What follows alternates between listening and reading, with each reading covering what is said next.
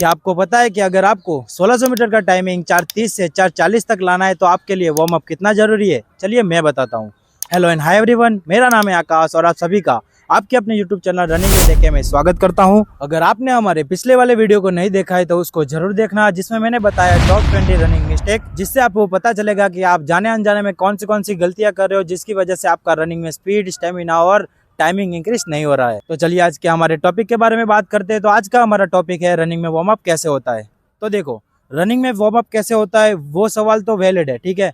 उसके साथ साथ रनिंग में वार्म अप करने के फायदे क्या होते हैं वो जानना भी बहुत ही जरूरी है, ताकि आपको पता चलेगा कि वार्म अप का इंपॉर्टेंस कितना है। तो बात करते हैं रनिंग में वार्म अप करने से आपको कौन कौन से फायदे मिलेंगे उसके बारे में। तो सबसे पहला यह है कि आपकी इंजरी को रोकता है, यानी कि आपको जो छोटी छोटी चीजों से इंजरी हो जाती थी उसको वो टाल देता है। दूसरा यह है कि आपके ब्लड फ्लो को इंक्रीज करता है, जिसकी वजह से आपका न्यूरोमस्कुलर सिस्टम अच्छे से काम करता है। तीसरा यह है कि आपकी मसल की फ्लेक्सिबिलिटी को इम्प्रूव करता है, जिससे आप लॉन्ग स्ट्राइड भी ले सकते हो।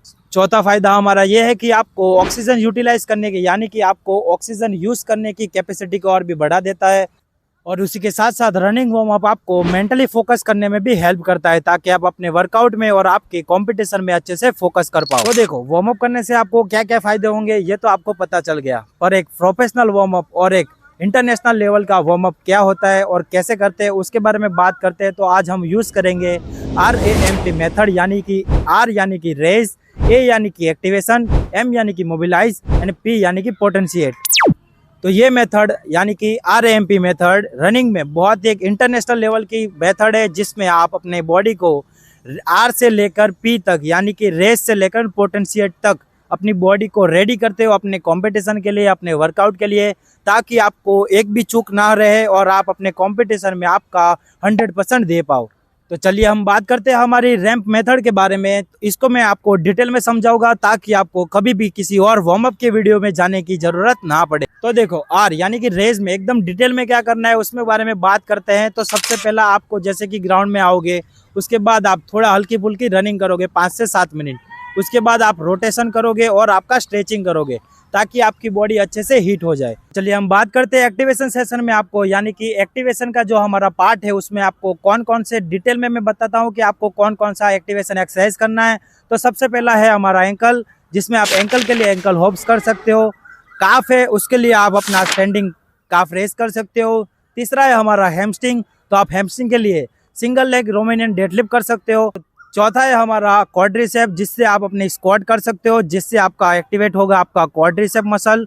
उसी के साथ साथ है पांचवा है हमारा कोर मसल, जिसके लिए आप प्लैंक कर सकते हो। आप अपने हिप फ्लेक्शन मसल के लिए आप हाई नी कर सकते हो, और स्पीड हाई नी और शॉर्ट हाई नी भी कर सकते हो, जिससे आपका हिप फ्लेक्शन मसल इंक्रीज होगा, जो रनिंग में बहुत ही ज्यादा यूज होता है स्पीड को इंक्रीज करने के लिए। हमारा तीसरा पॉइंट है M यानी कि मोबिलाइज, यानी कि आपको आपके सभी ज्वाइंट को मोबिलिटी एक्सरसाइज करनी है, ताकि आपके ज्वाइंट अच्छे से मोबिलाइज हो और आपको रनिंग में आपका स्टेप इंप्रूव होने में और आपको एक स्मूथ रनिंग करने में हेल्प हो। यानी कि एंकल मोबिलिटी, आप हिप के लिए हिप मोबिलिटी, और आप शोल्डर के लिए शोल्डर मोबिलिटी के साथ साथ आप बैक के लिए मोबिलिटी भी एक्सरसाइज कर सकते हो, ताकि आप जब रनिंग करो तब आपका बैक पेन, सीन पेन वो सब कुछ कम हो जाए। बात करते हैं हमारे फोर्थ पॉइंट के बारे में, जो है हमारा P यानी कि पोटेंशिएट, जिसमें होता क्या है कि अगर आपका 80% इंटेंसिटी के साथ वर्कआउट है तो आप 85% इंटेंसिटी के साथ एक छोटा सा वर्कआउट करोगे, यानी कि छोटा रेपिटेशन लगाओगे। जैसे कि मेरा 600 मीटर का रेपिटेशन है, तो मैं अपनी बॉडी को अच्छे से एक्टिवेट करने के लिए और अच्छे से रेडी करने के लिए मैं क्या करूंगा कि 50 से 60 मीटर की एक स्ट्राइड लगाऊंगा, 2 स्ट्राइड लगाऊंगा। जिससे होगा क्या कि देखो, मुझे 600 मीटर में तो वो इंटेंसिटी यूज नहीं करनी है, उससे ज़्यादा इंटेंसिटी मैं अपने वार्म अप में दे रहा हूँ, तब जाके जहाँ पर मेरा वर्कआउट होगा तब मुझे वो वर्कआउट ईजी लगेगा। समझ रहे हो बात को? तो ये था हमारा RAMP मेथड, यानी कि रैंप मेथड, जिसको आपको यूज़ करना है आपको रनिंग को इंक्रीज करने के लिए, आपका स्टेमिना इंक्रीज करने के लिए और आपकी स्पीड को इंक्रीज करने के लिए। इसमें एक और बात रह गई कि रेस में आपको अपनी बॉडी के टेम्परेचर को इंक्रीज करना है, उसमें आपको ड्रिल एक्सरसाइज उसमें नहीं करनी है।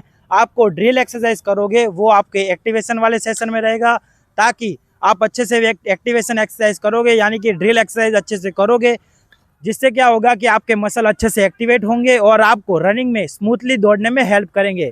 तो ये था हमारा आज का वीडियो, रनिंग में वार्म अप कैसे करें। आपको इसके रिलेटेड और 1600 मीटर के रिलेटेड कोई भी डाउट हो तो कमेंट जरूर करना, मैं उसका जवाब जरूर दूंगा। और उसी के साथ साथ अगर आपको ऐसा लगता है कि आपका कोई दोस्त जो कभी भी वार्म अप नहीं करता है, तो उसके साथ ये वीडियो जरूर शेयर करना, ताकि उसको इंजरी ना हो और उसको उसकी रनिंग में इम्प्रूवमेंट दिखे, और ताकि वो अपने सपनों की ओर और अपनी जिद की ओर आगे बढ़ पाए। जय हिंद, जय भारत।